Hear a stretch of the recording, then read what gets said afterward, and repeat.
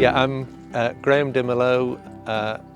We're west of Malpas, by about 3 miles outside Malpas, Cheshire. We're on a grassland farm that until 2 years ago was a dairy farm. Family came here in, I think it was 1974. I came here in 2003.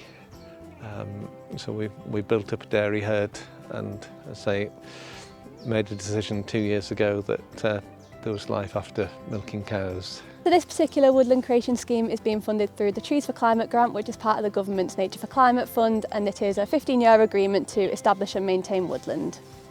It's probably one of the least productive areas of the land. There are trees planted over there that, and I suppose it's making use of taking sharp corners out of fields and the wetter places, so we could plant some trees and still have a productive farm. Really, I was not wanting to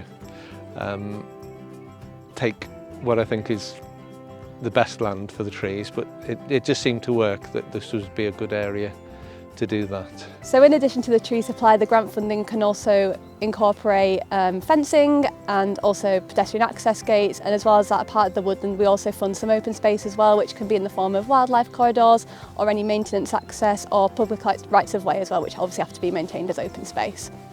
The trees in the background, my father planted those basically filling in an inaccessible corner. That'll be about 40 years ago. Again, non-productive land, so we're by planting these we're expanding around that, and also I think we've made it this shape. We're trying to link ponds there and that small area of woodland. Yeah, I suppose we wanted to do this, but I haven't got the expertise to know what varieties to plant, so yeah, we got in touch with a local advisor that we got confidence in. She advised as to what varieties we should be planting and what distances, and